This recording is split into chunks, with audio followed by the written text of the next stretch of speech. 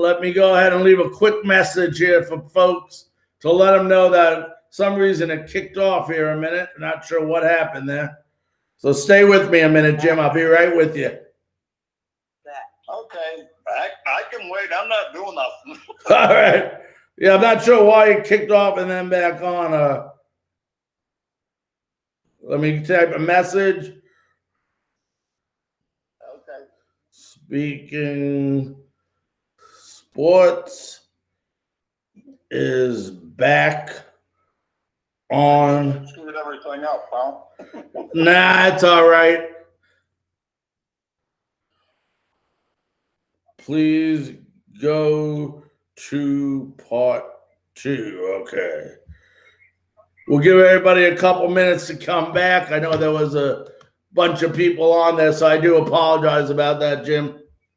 No problem. Heck, I'm not doing nothing, Larry. I just sit here and play on the computer. Well, that's good. That and wait for the snow to fall. Let me go ahead and see. Yeah, we're just waiting for everybody to get off the other one. So, all right. For those of you that are joining us, I see a couple of people now on. If you can go ahead and share this, let people know we came back on. For some reason, the video, everything went down. It came right back up, but it was enough to kick both Jim and I off the interview. So I see people coming back on. We're going to wait a couple of seconds. Eric, if you can just leave some type of message, sir, that we are back on, I would appreciate that, my buddy. We do appreciate that. All right, let's go ahead, Jim. For those of you just joining us, I want to welcome you back to Frankly Speaking Sports. We are honored and thrilled to have with us tonight a former Major League center fielder, first baseman who played from 1963 to 1974, played for the Boston Red Sox, played for the KC and Oakland Athletics, played for the Seattle Pilots, New York Mets, and Montreal Expos. Let's welcome in Jim Gosger. Jim, how you doing, buddy? Well, I'm trying to stay warm, Larry. It's been a bit cold here. We've had a little bit of snow here in Michigan, but overall, it's been decent winter. We haven't had an abundance of snow. We've got our 25 or 30 inches, so we've been very fortunate. A lot of the big storms have either went north or south of us. So I feel very lucky that we missed a lot of that and just waiting for the warm weather. Well, Jim, let me ask you this. You started your baseball career, at least at the major league level, in 1963. Now, I know there's a bunch of things that are different in today's world versus 1963, but what was some of the major differences with the game of baseball from the time you started till today? The strike zone is different, for one thing. The dress code is different, for another thing. If you talk to any of the players that played back when I did, there was a dress code on the field. And you watch the games now, and, you know, when I played on the teams that I played with, they were very strict on dress code on the field. And you had to look like a professional. And I'm not knocking these kids nowadays. I think things have changed, times have changed.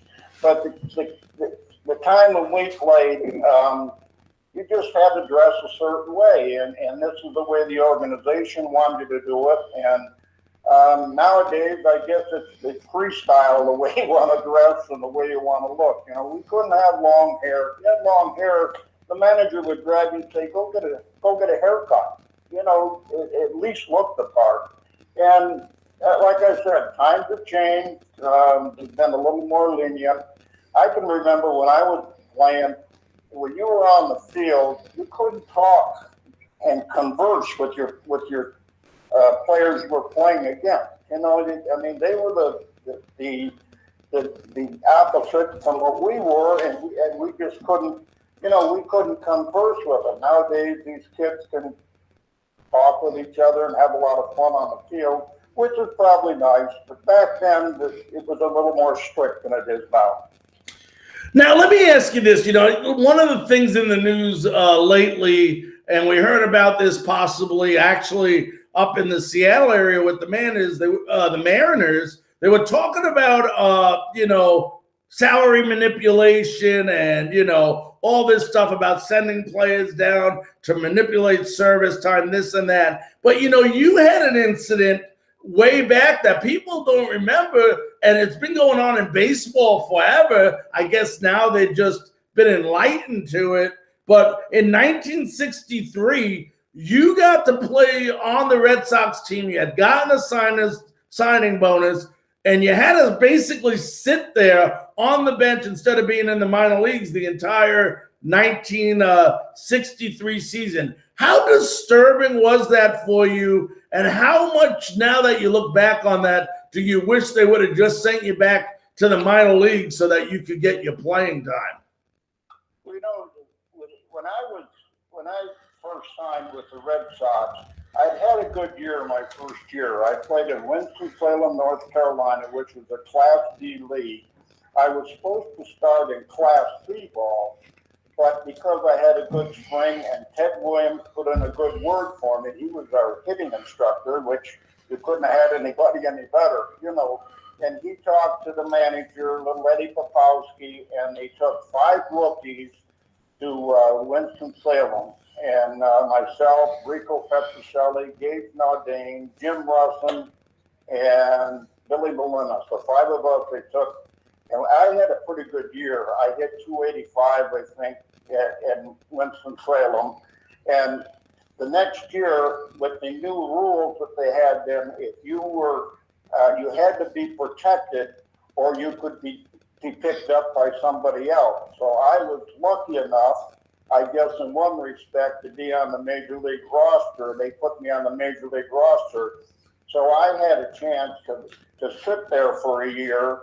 But I learned a lot. I learned a lot how to play the game. I learned how to dress and travel, and it was a great experience. I got my first major league hit in Detroit, which was 50 miles from where I lived. All my family and friends were there. I got it off of one of the best pitchers that ever pitched in the game, I thought, was Frank Larry. And the thing that was so exciting about it was that Johnny Pesky says, go ahead off and hit, because he knew we were playing in my hometown or close to my hometown.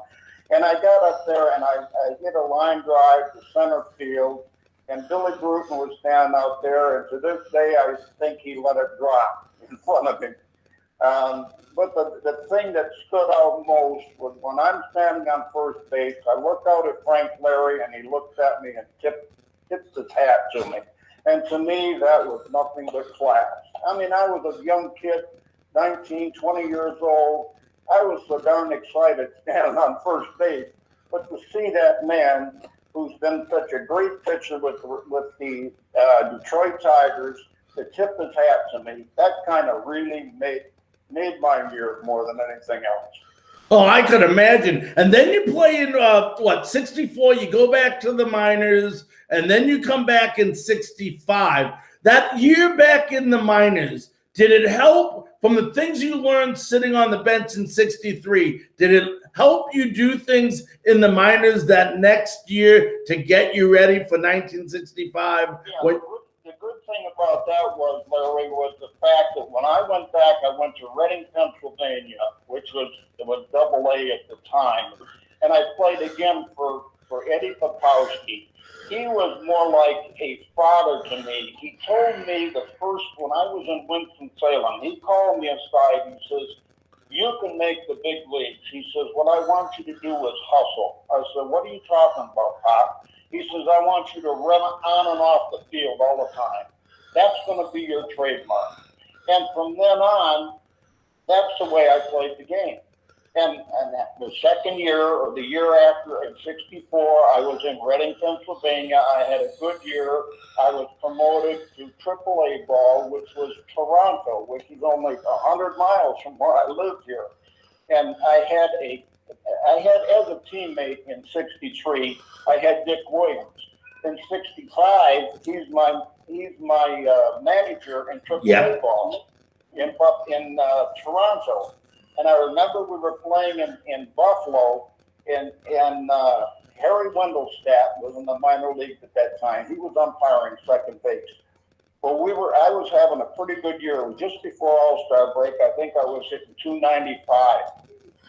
And I said, and Dick Williams said, he come up to me and he said, you're not gonna play today. I said, Dick, I'm only a couple of hits away from 300. Can I play just the one game? He said, okay. So I got up the bat. I get a double. I get down to second base, and Harry Wendelstadt was standing there. He says, congratulations, Jim. I said, Harry, what are you talking about?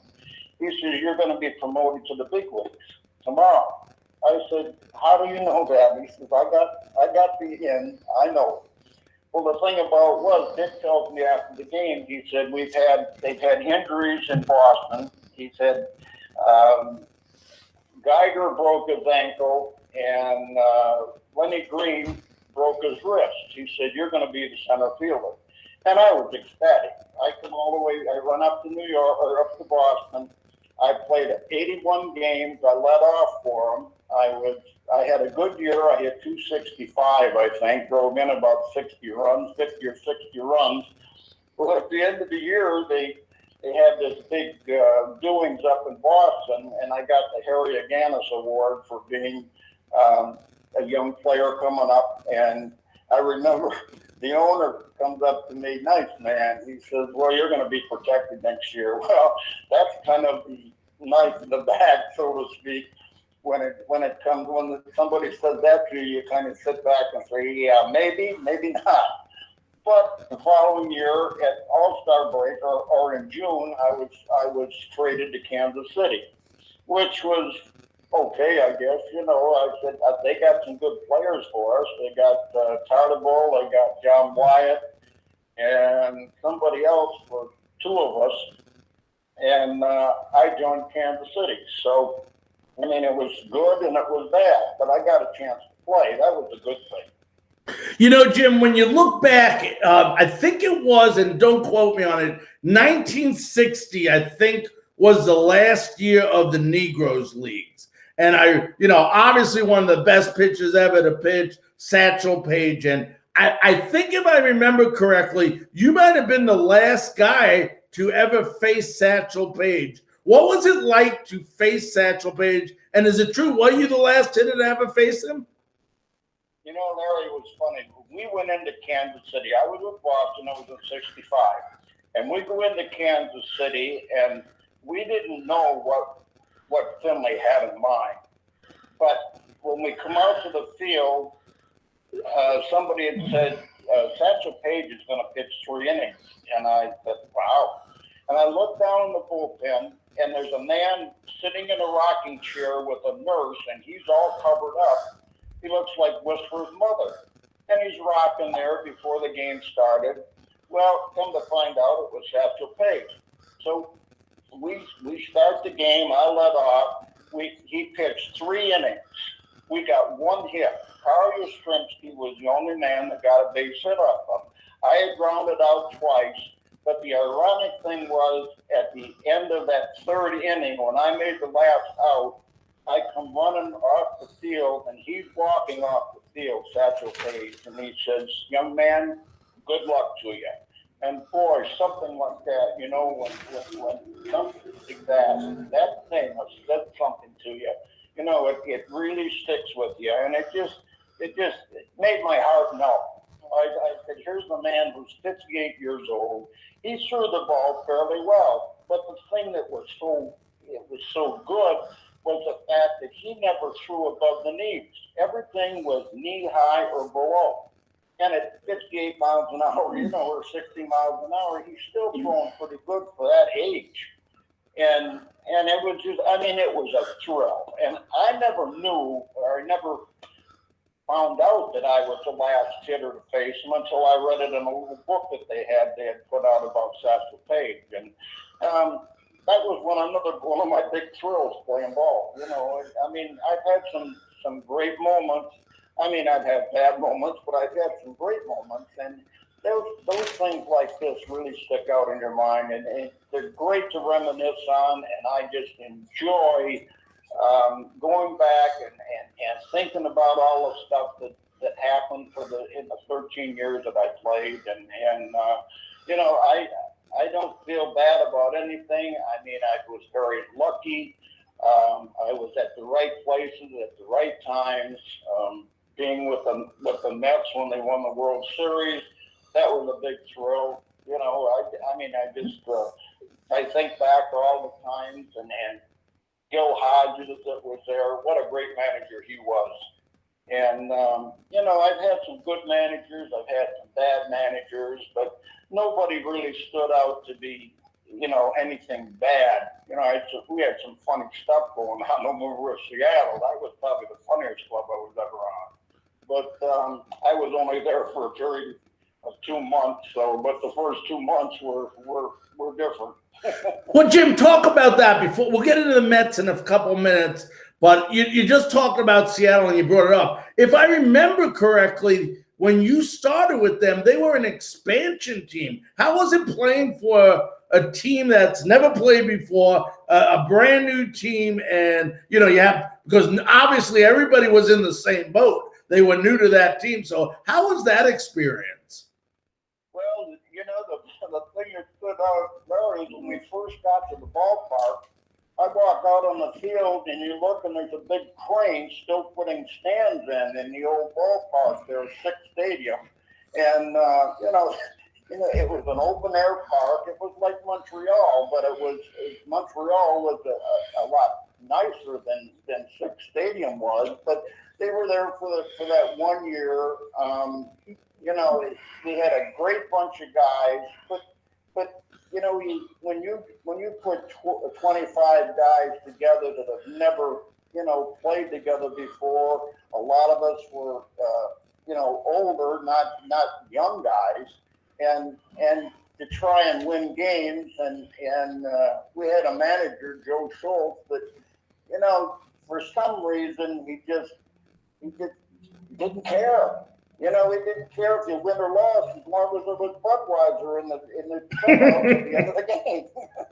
Jim, you know, you talked about some big moments, and it's really ironic because everybody talks about, you know, when they talk about Jim Gosger, they talk about he was a hustler, you know, everything. He would dive, run, you know, do whatever it takes to win type ball player. Unbelievable defensively, but when you look at some of your brighter moments, you mentioned Satchel Paige, his last, you know, you were the last one to face him. But when you did make the most of your hits, it seemed like it came versus some of the best pitchers to ever pitch. I mean, look at just 3 guys off the top of my head that you homered versus: Whitey Ford, Denny McClain, and Phil Niekro. And I want to say all 3 of them are in the Hall of Fame. So, I mean, that has to say something for your offensive production. Let me tell you a story about Whitey Page. Well, first of all, Denny McClain and I are on Facebook together, and he, every time we talk, he always says, "I could never get you out." I said, "Well, you keep throwing the damn fastball." You know, I was a dead fastball hitter. But the thing about with Whitey Ford, when we were playing in Boston, and I asked Eddie Pursue, I said, "Eddie, what do I look for?" He said, "Just look for the ball." I said, "What?"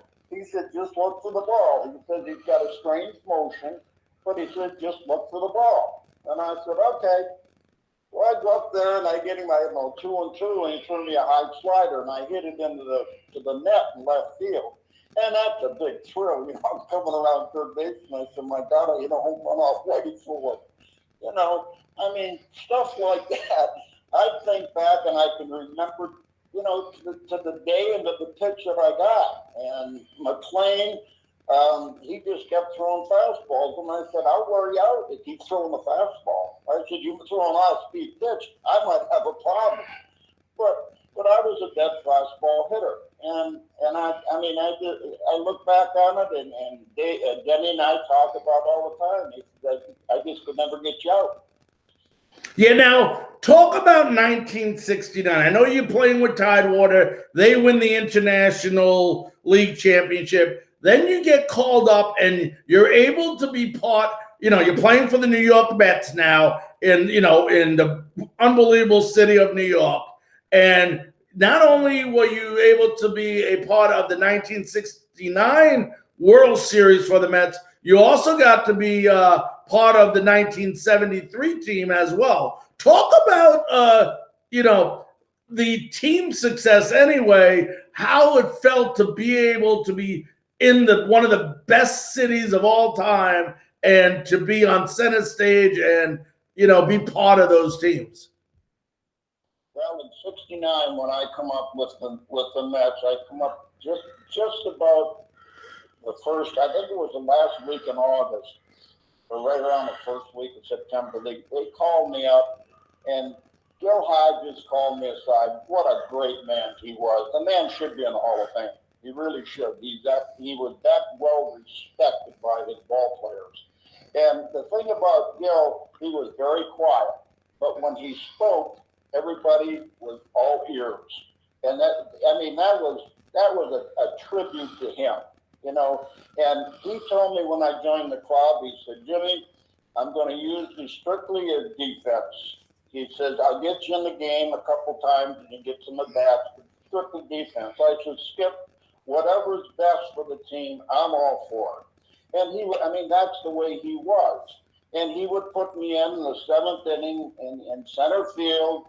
And I can still remember that I went to we had a reunion about 3 or 4 years ago up in New York, and Cleon Jones come up to me and he says, hey, Goose, can you still run? I said, no. He says, I used to love it because I knew in the seventh inning you were going to play the outfield. And he says, we knew we had the best out there. And that kind of made me feel good. But when I went up in '73, I was up there for like 5 months. I got called up early, and I got a chance to play quite a bit. I got my ring in '73. The only thing I'm disappointed about was, Larry, that I didn't get one in '69. And why is that, Jim? Well, then they had that tribute, a couple years ago up there. They had all the players back up there. And a friend of mine on Facebook, young kid from New York, he gets a hold of me and he said, Jim, are you coming up to the reunion? I said, no, I never got an invitation. And I come to find out the day that they had the big deal on the ball field, they put up on the scoreboard that I was dead. They had a tribute to some of the players that had passed on. A couple people on my Facebook went down on the field, told the guy, he said, the guy's still alive, for God's sake, he's on my Facebook. And that was kind of funny. But I got a lot of publicity out of it. I had the TV station from Detroit come here and ask me about all that stuff. And I just felt disappointed that I didn't get the ring. I got the ring in '73, and it's never come off my finger. But I never did get the one in '69. But these people, these friends of mine in New York, they had that day after that, they were giving away rings that were a duplicate of what the major league ring was. It was a beautiful big ring with one big diamond in the middle. Well, I had come home from over at my sister's in Lansing, and my wife says, you got a ring here, or you got a box here. And I opened it up and I started to cry because I thought it was a real thing, but it was a duplicate. But, stuff like that, the thing that just got to me was the fact that they give all their coaches, all their personnel in the front office, all got a ring. And myself and about 4 or 5 other players that were up there didn't get one.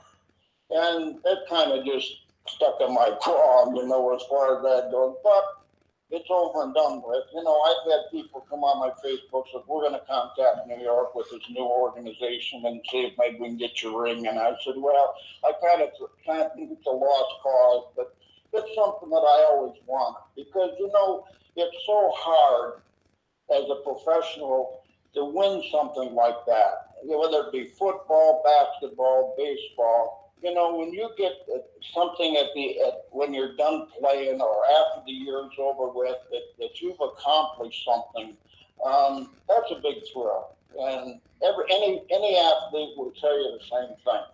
You know, to get a ring, to get something that you've worked so hard for, and that's a great feeling. Yeah, now, Jim, did they ever call you and like apologize? Did they what, Barry? Did they ever call you and apologize about the mistake of saying that You know, you? that was funny.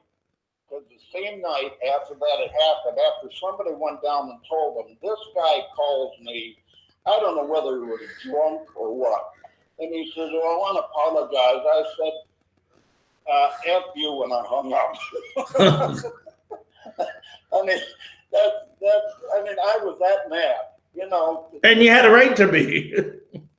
You know, I still feel pretty good. You know, I don't think I'm dead yet, but at that time, it just really stuck me pretty good. And I said, you know, from then on, I used to follow the Mets. I mean, I had some great teammates. Tom Seaver was the best pitcher I ever played with.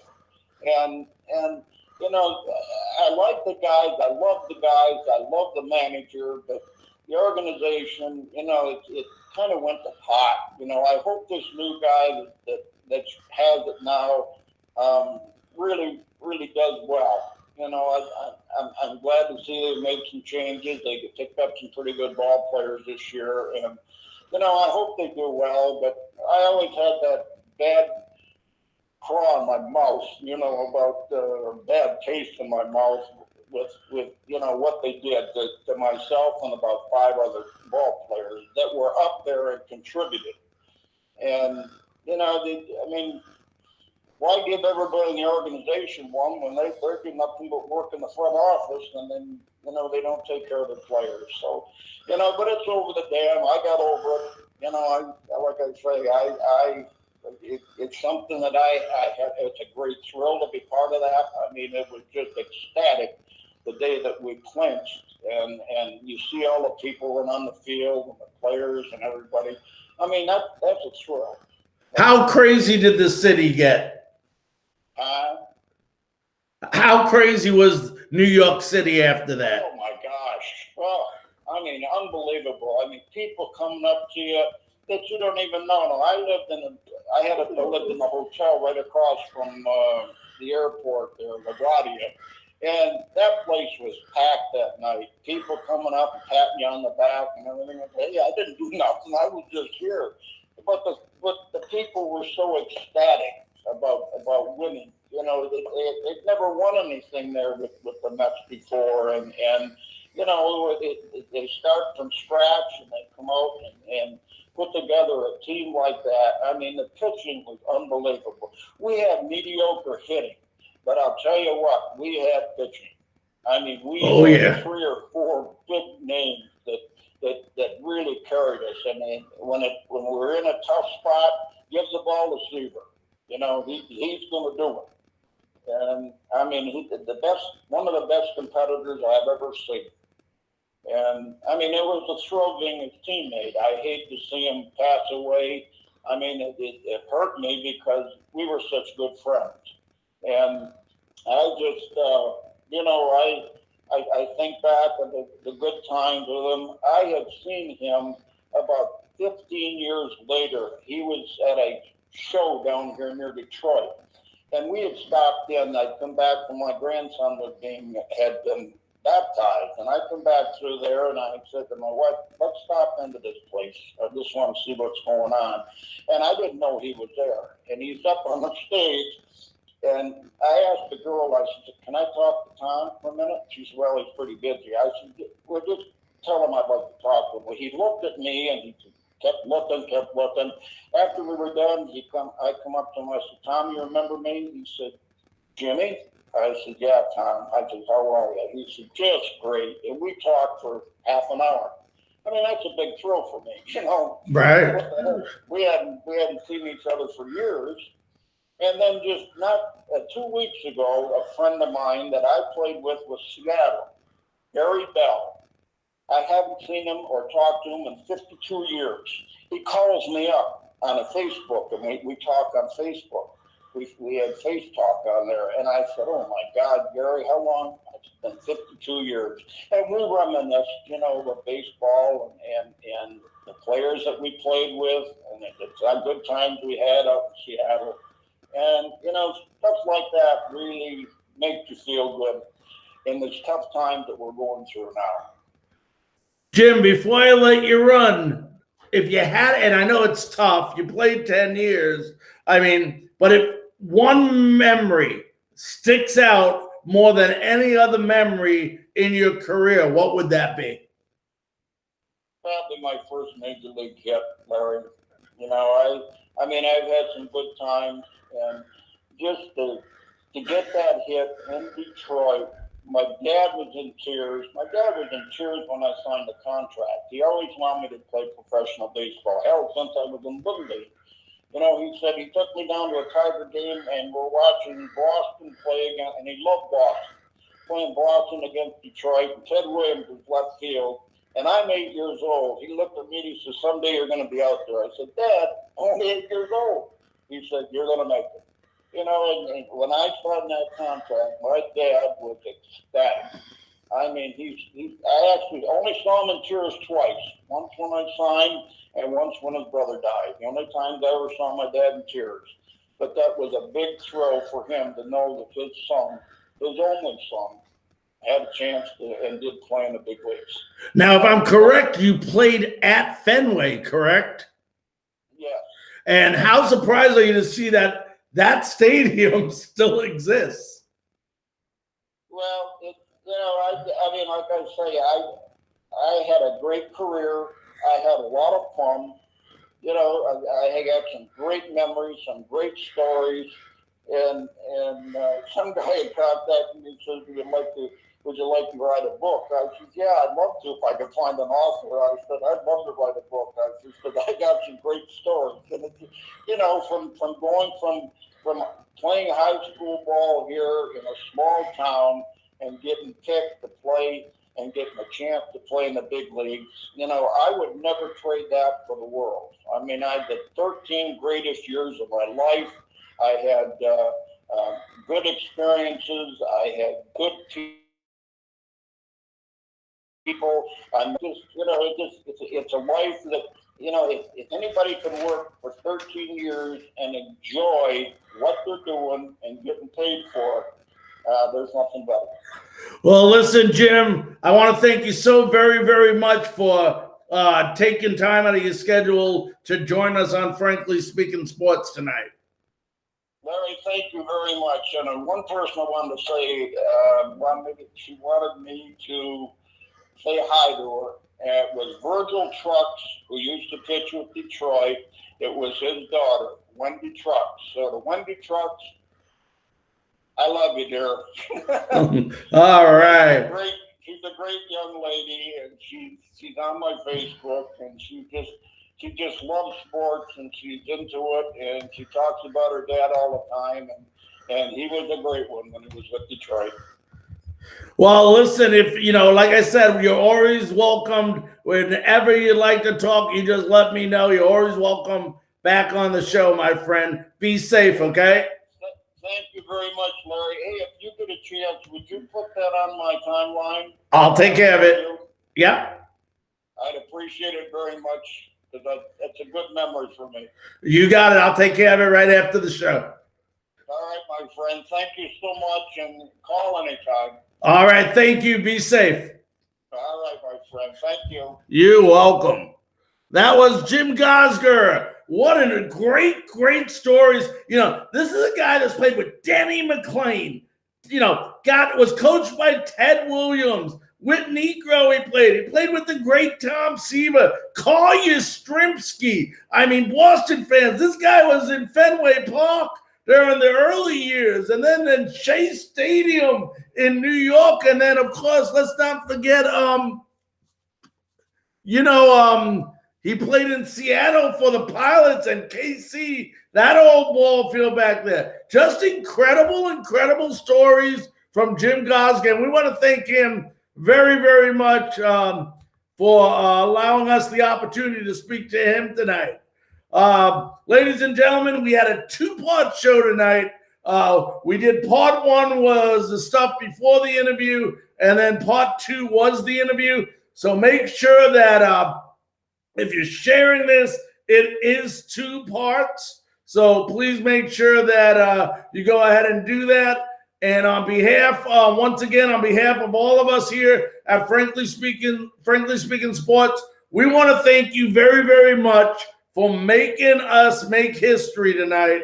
Tonight, in less than a year, our Facebook group has over 1,000 members, which is a huge accomplishment, and we can't wait to get to 5,000 members. We do a lot for those folks listening tonight, because Jim was on, whether you're a Mets fan, a Red Sox fan, or whatever fan you might be, we do all sorts of these interviews with different people from around the globe. And Monday night will be no difference. Just so you know, this Monday night, we have confirmed, and former star of the Philadelphia Flyers, Brian Propp, will be joining us live on Frankly Speaking Sports beginning at 9 p.m. Eastern Time. Ladies and gentlemen, I want you all to have a great weekend, and we'll see you Monday night at 9 p.m. Eastern Time on another episode of Frankly Speaking Sports.